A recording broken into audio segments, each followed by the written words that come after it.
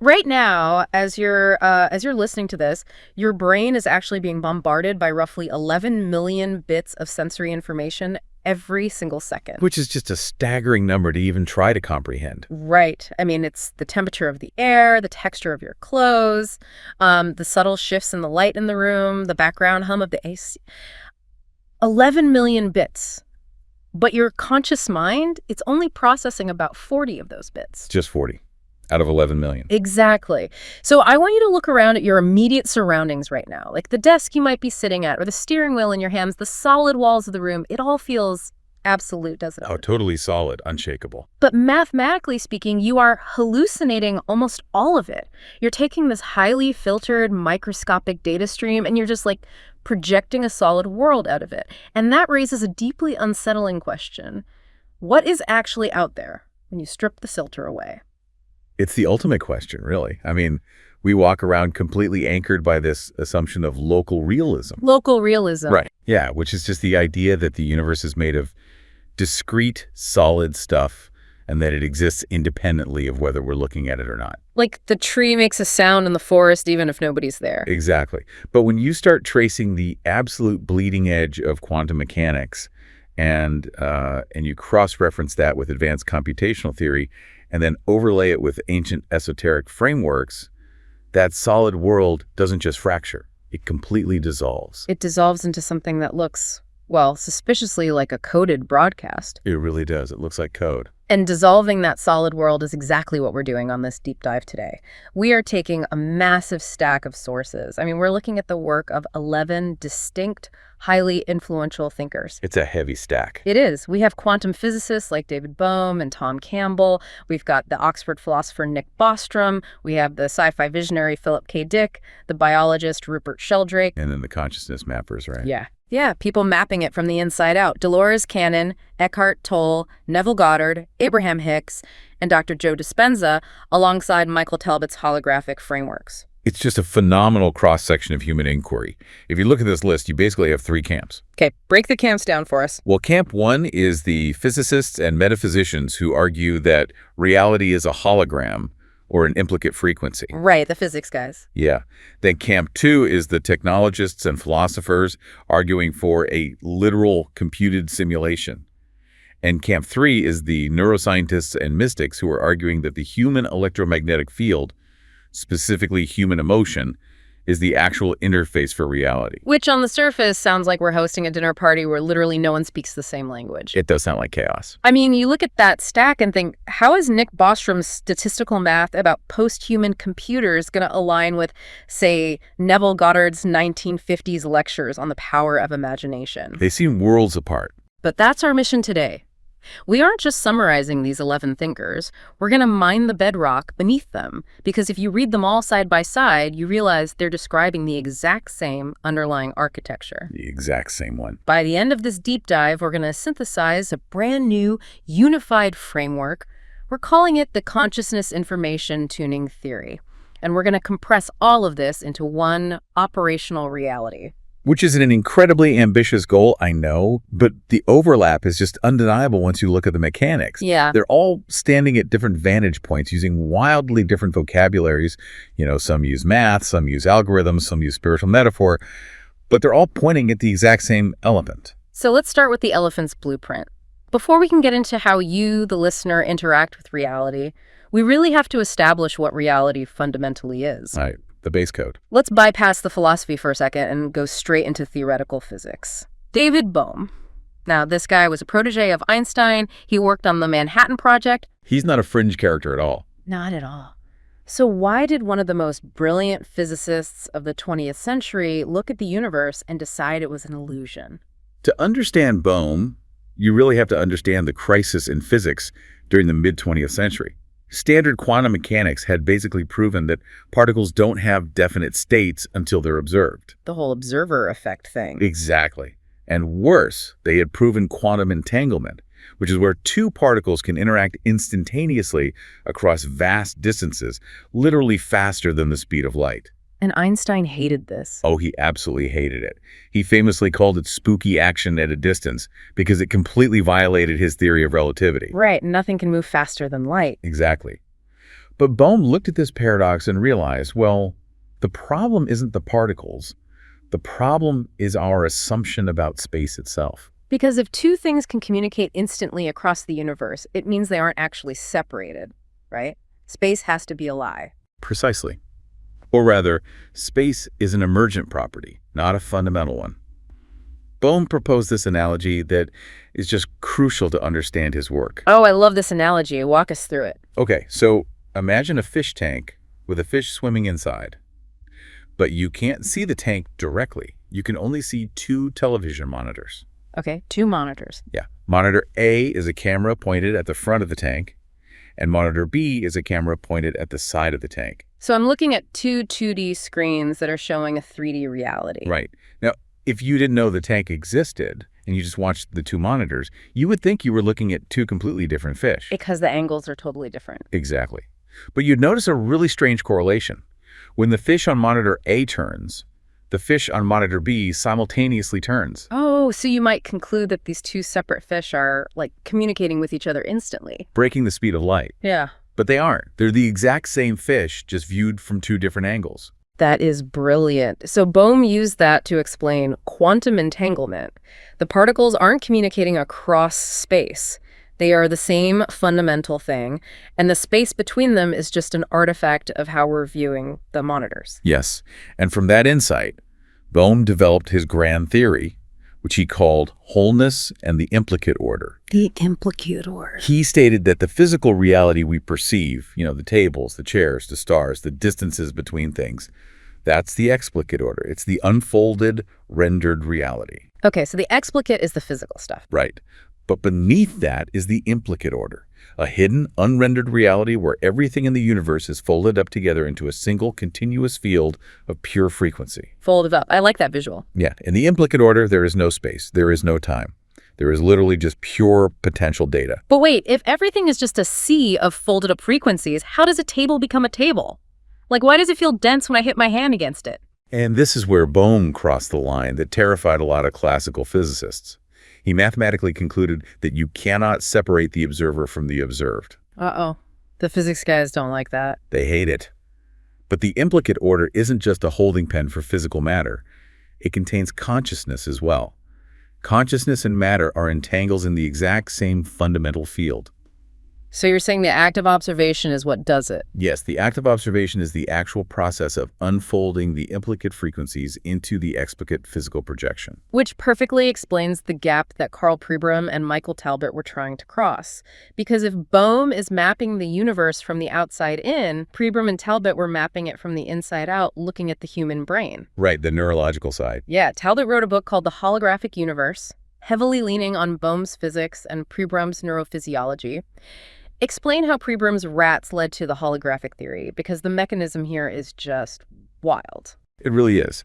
So Karl Pribram was a highly respected neurophysiologist, and he was trying to find where memories are stored in the brain, the so-called enneagram. Like a physical file cabinet. Exactly. Classical science assumed memories must be localized. If you learn a maze, that memory must be stored in a specific cluster of neurons. So earlier researchers trained rats to run a maze, and then they literally surgically removed the portions of the rat's brain where they assumed the memory was stored. And the logic is, if you take out the memory file, the rat should forget the maze. Right, but they found something impossible.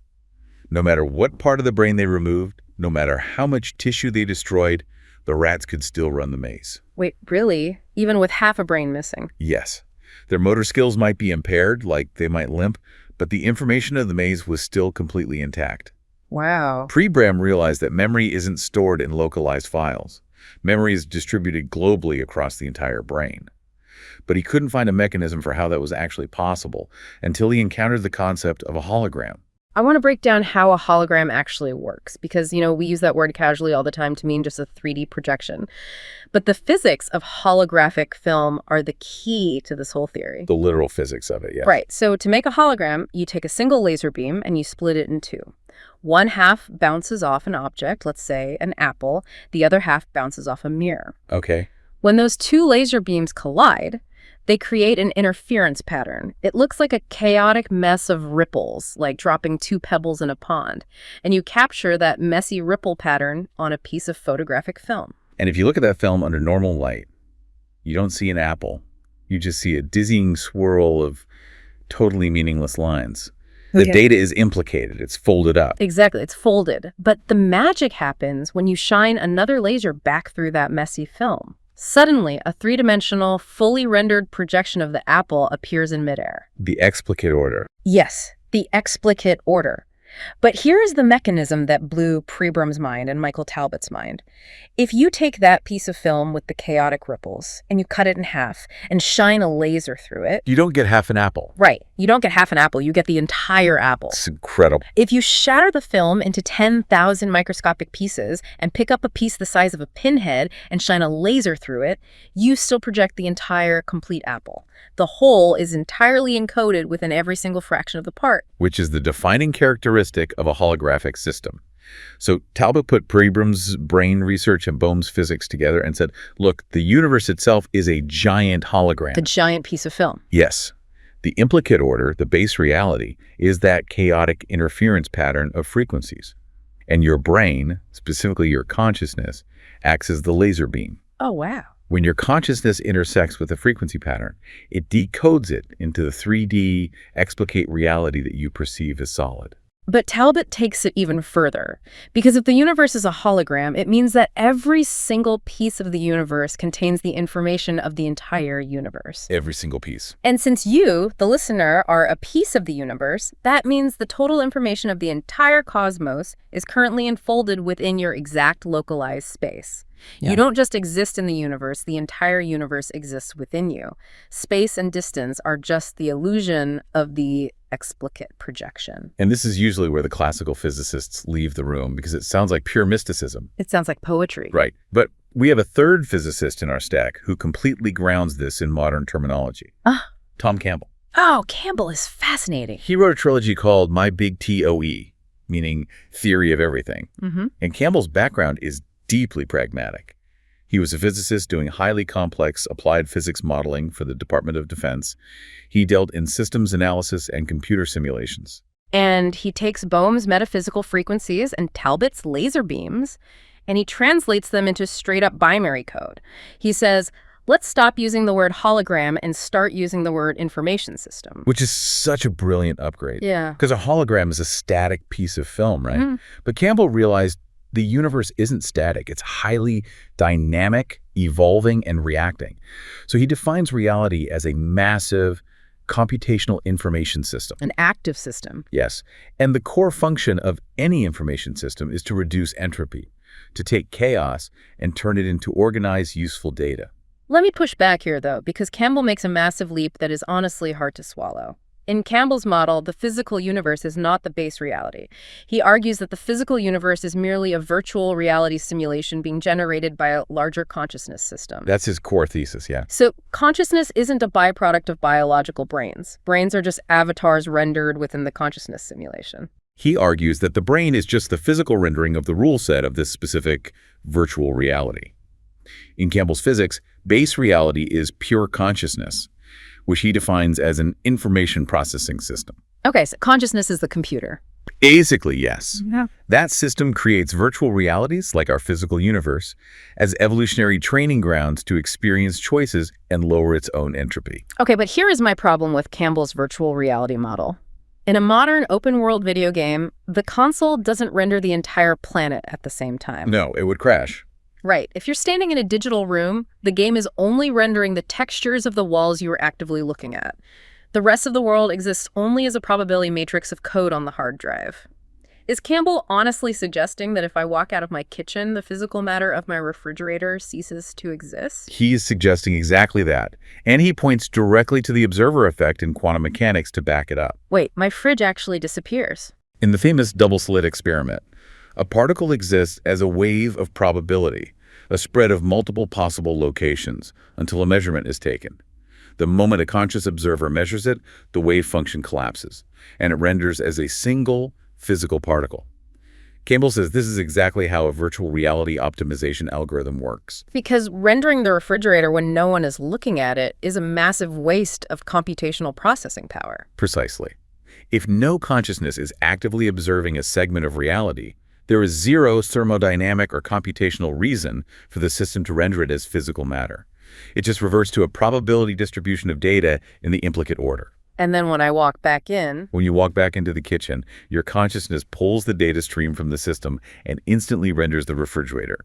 The physical world is rendered on demand. this transition is just fascinating. We've moved from Bohm's esoteric folded physics to Campbell's virtual rendering, and that lands us squarely in the lap of the second camp of our deep dive, the hard simulation theorists. Right, the tech philosophers. Because Campbell's idea of an information system perfectly bridges the gap to modern analytic philosophy.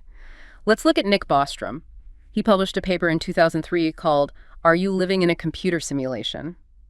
That basically hijacked the entire scientific conversation for a decade. Bostrom is vital here because he completely ignores the spiritual, metaphysical side of this argument. He doesn't care about consciousness evolving. Not at all. He doesn't talk about implicate frequencies.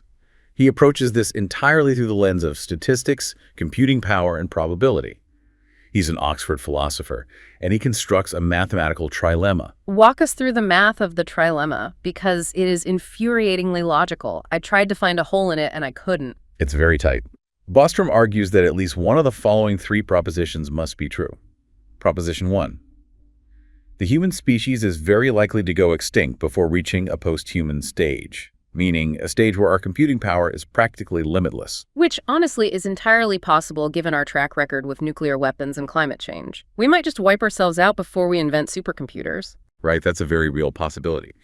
So, Proposition 2. Any post-human civilization is extremely unlikely to run a significant number of simulations of their evolutionary history. Meaning, even if they have the computer power to simulate their ancestors, they just lose interest and don't bother doing it. Exactly. Maybe they think it's unethical, or they just prefer to use the computing power for something else entirely. Okay, so that's 1 and 2. But if you reject Proposition 1 and assume we will survive to become vastly technologically advanced, and you reject Proposition 2 and assume that out of billions of post-human individuals, at least a fraction of them will run ancestor simulations for research or entertainment. Then you are forced into Proposition 3. And Proposition 3 is the trap. Proposition 3 states that we're almost certainly living in a computer simulation right now. Wow. Bostrom's math is simple.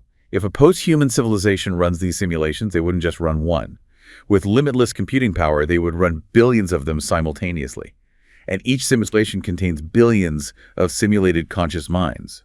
Which means the ratio of simulated minds to original biological base reality minds would be billions to 1. Exactly. So if you pull a conscious mind at random out of the universe, what is the statistical probability that it belongs to the one single original biological base reality? It's essentially 0. It's 0.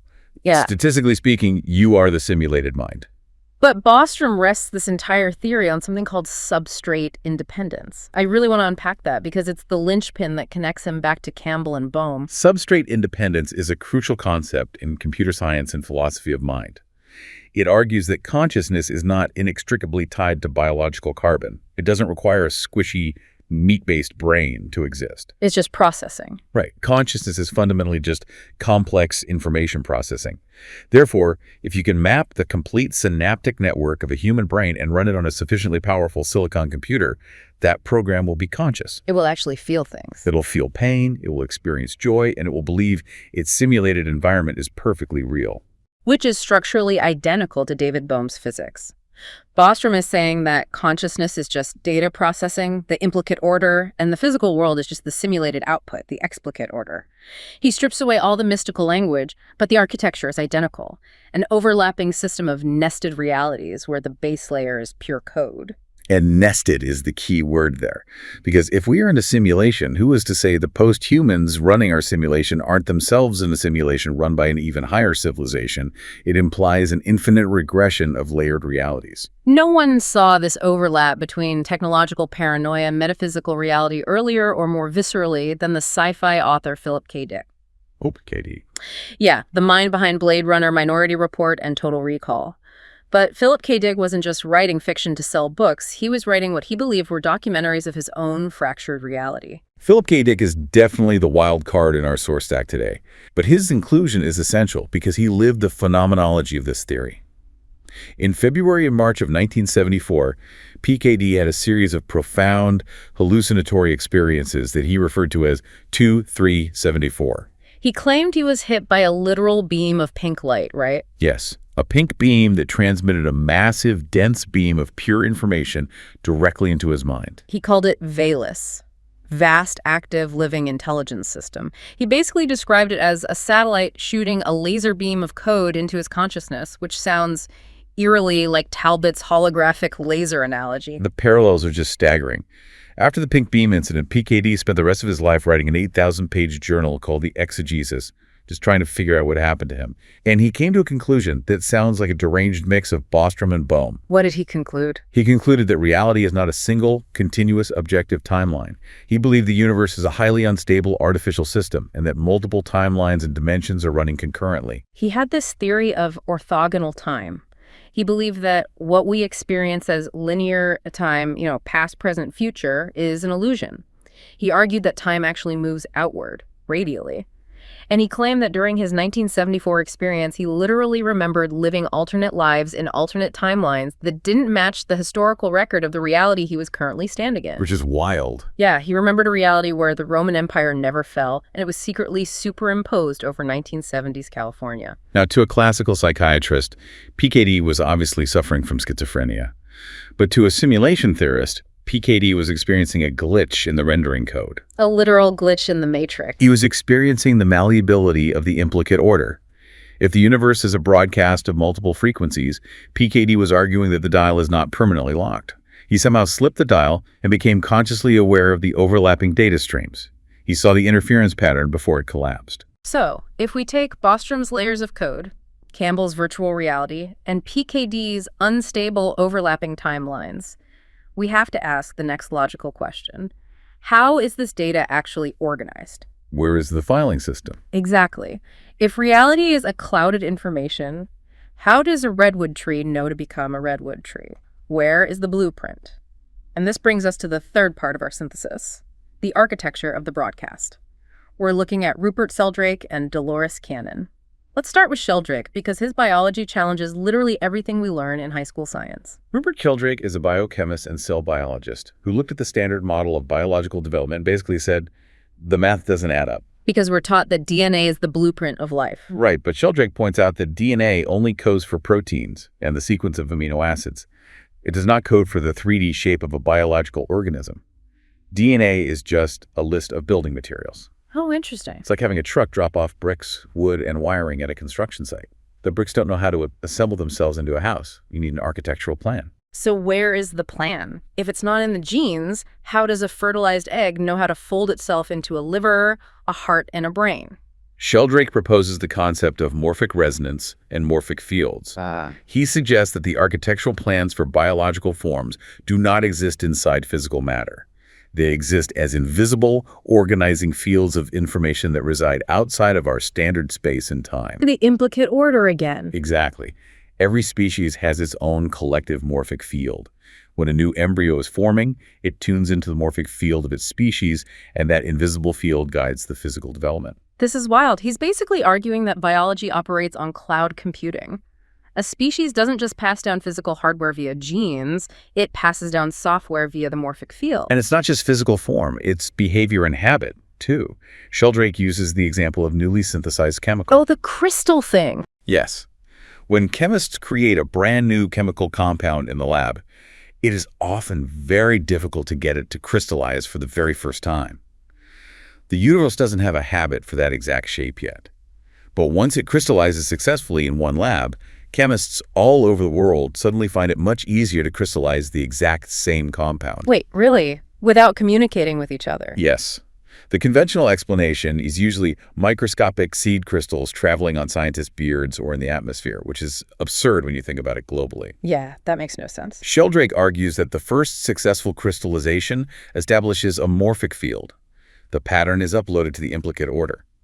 The next time someone tries to make it, the chemicals tune into that field through morphic resonance, and they essentially know what to do. The famous rat maze experiments back this up too. Researchers in the 1920s spent years teaching generations of rats how to escape a specific water maze. Over decades, the rats got much faster.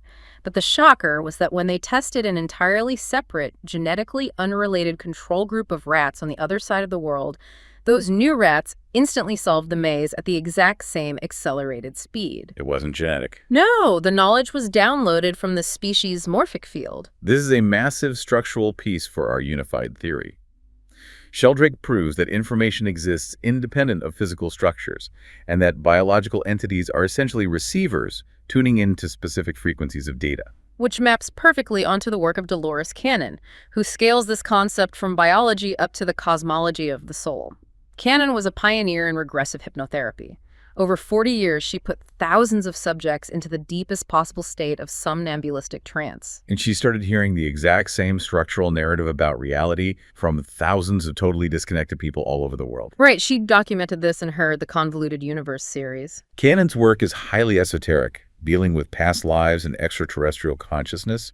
But if you look at the architecture her subjects describe, it is identical to Campbell and Bostrom. How so? Her subjects consistently describe the universe as an infinite series of multidimensional layers. And she argued that an individual soul, or a unit of consciousness, literally tunes into different vibrational layers based on its own frequency. Let me push you on this. When Cannon talks about layers or dimensions, are we talking about physical places stacked on top of each other, like floors in an apartment building? Yeah. Or are we talking about something else? Because a lot of people get tripped up on the physical geometry of dimensions. It's absolutely not spatial. The consensus across Cannon, Sheldrake, and Bohm is that these layers are superimposed in the exact same location. Overlapping. Yes. Think about the room you're sitting in right now. At this very second, the room is completely saturated with radio waves, cellular data, Wi-Fi signals, and satellite broadcasts. There is a classical music station, a jazz station, and a death metal station, all physically occupying the exact same space around your head. But they don't collide. They don't interfere with each other because they operate at different frequencies. And the only reason I can't hear the jazz station is because my biological receiver isn't tuned to that frequency. Exactly. Cannon is arguing that reality operates the exact same way. Different timelines, different realities, different dimensional states are not far away in outer space. They are right here, occupying this exact physical location, but vibrating at a phase signature that your current consciousness is not decoding. You are only rendering the channel you are actively tuned to. Okay.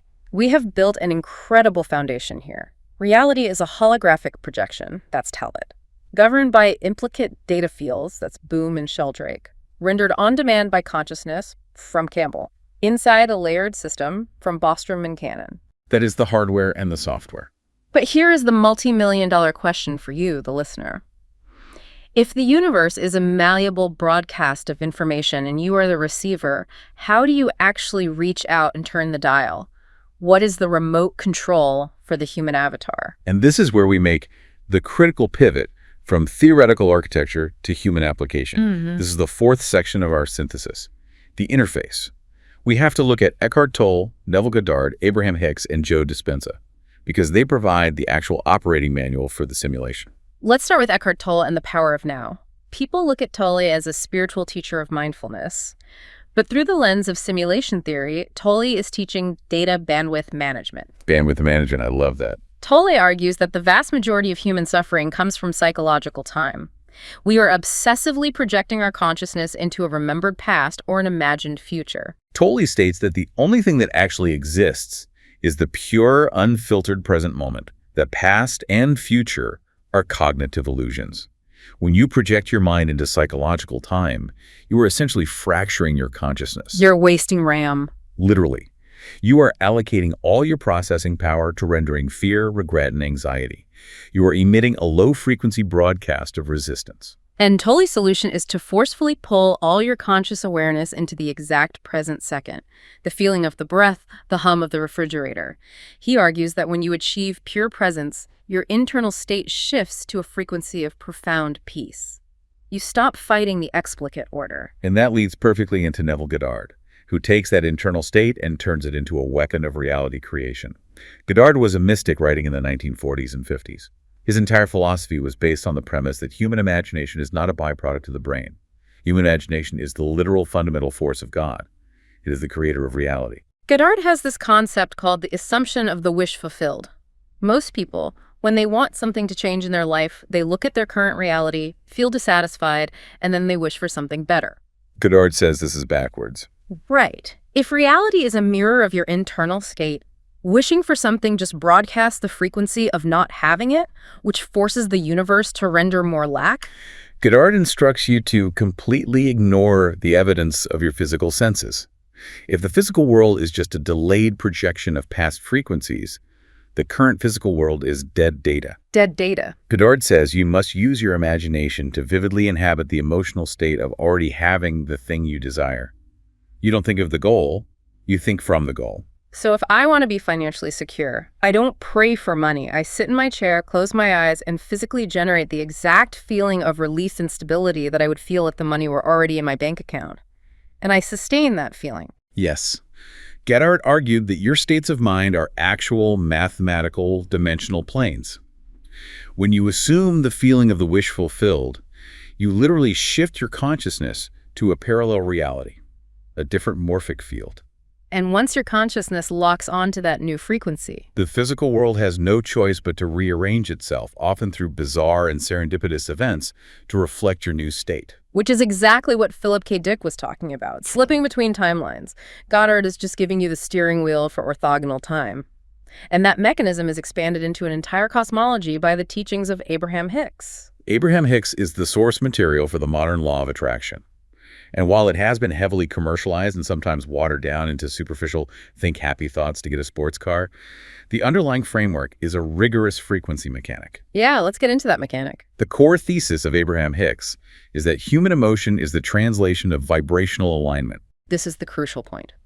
They are saying emotions are not just psychological reactions to your day.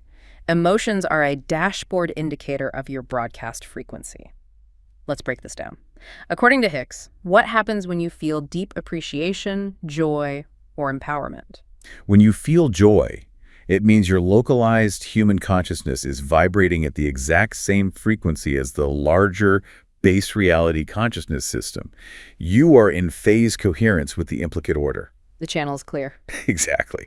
Because of the law of resonance, like attracts like, your high-frequency broadcast interacts with the holographic universe and magnetizes matching data. You begin rendering a physical reality that justifies and reflects that joy. And conversely, when I feel fear, despair, or anger, you are introducing resistance. Your human avatar is broadcasting a frequency that is completely out of phase with the baseline universe. Your emotional pain is the dashboard light blinking red, telling you that your frequency is discordant. And if I don't change it? If you sustain that discordant frequency, the simulation will dutifully render a discordant physical reality. A reality full of obstacles, conflicts, and accidents that perfectly match your low-frequency broadcast. It is a closed-loop feedback system. But I know there are listeners right now rolling their eyes because the law of attraction sounds like magical thinking. The idea that my thoughts magnetically attract my reality sounds like a massive violation of the laws of physics. And frankly, people try it, they visualize $1 million, and they wake up poor and they say the theory is garbage. Which is exactly why Dr. Joe Dispenza is the anchor of this entire deep dive.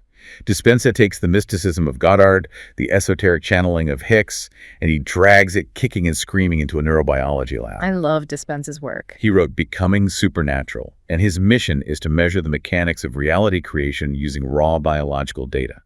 Walk us through Dispenza's biology. How does a thought actually interact with the physical space outside my body? Dispenza focuses on two main biological centers, the brain and the heart. The brain generates electrical impulses. When you think of thought, neurons fire, creating an electrical charge. Okay, that's standard biology. But the heart is a massive muscle that generates a magnetic field. In fact, the heart's magnetic field is roughly 5,000 times stronger than the brain's magnetic field. It can actually be measured up to several feet outside the physical body using magnetometers. So we are literally walking electromagnetic generators. We are. Dispenza argues that your thoughts are the electrical signal and your emotions are the magnetic draw. When you pair a clear intention, an electrical thought in the brain, with an elevated emotion, a magnetic field generated by the heart, you create a specific electromagnetic signature. But how does he explain why most people fail at this? If I just think positive thoughts, why doesn't my life change? Dispenza uses brain mapping, like KEEG machines, to show why. Most adults operate in a state of high beta brainwaves. It is a state of chronic stress, survival, and analytical thinking. In high beta, your brainwaves are erratic, incoherent, and completely out of phase. So the signal is messy. Very messy. And furthermore, because you're stressed, your heart rhythm is jagged. So the electromagnetic field you're broadcasting is weak, chaotic, and static-filled. You are trying to transmit a new signal, but your hardware is glitching. And because the holographic universe requires a coherent laser to render a clear image, a chaotic brainwave just renders the same chaotic default reality you've always lived in. Exactly. Dispenza's methodology is rigorous meditation aimed at altering your biological state. He teaches you how to slow your brainwaves down from beta to alpha and then into deep theta. In theta, your brain becomes highly coherent. The two hemispheres synchronize.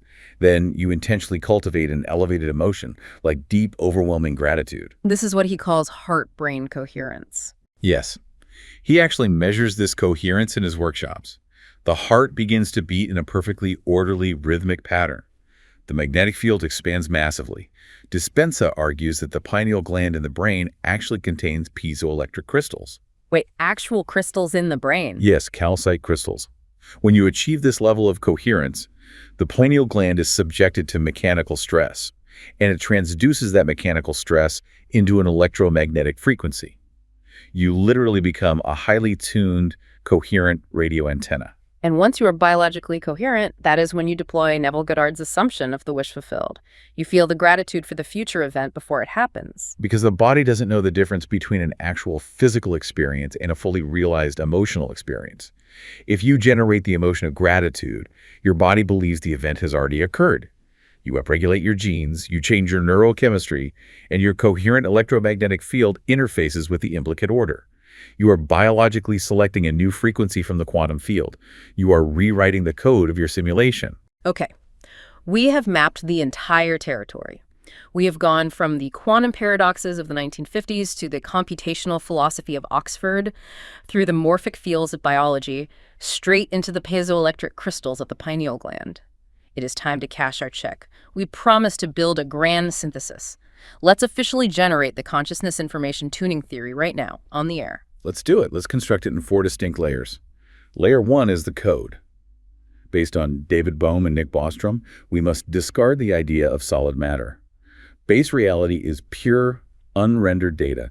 It is a multi-layered, substrate-independent information system existing as a field of probability. Layer 2 is the processor. Based on Tom Campbell, Carl Pribram, and Michael Talbot, we recognize that the universe does not render itself. Consciousness is the fundamental hardware. Your awareness acts as the holographic laser interacting with the morphic fields that Rupert Sheldrake identified to actively collapse the probability data into the 3D physical explicate reality you perceive. Beautiful. Layer 3 is the interface. Based on Joe Dispenza, Eckhart Tolle, and Abraham Hicks, the navigational tool for this system is not physical action. It is electromagnetic emotion. Your emotional baseline is a measurable frequency. It acts as the tuning dial, determining exactly which layer of the information system your consciousness is allowed to decode and render.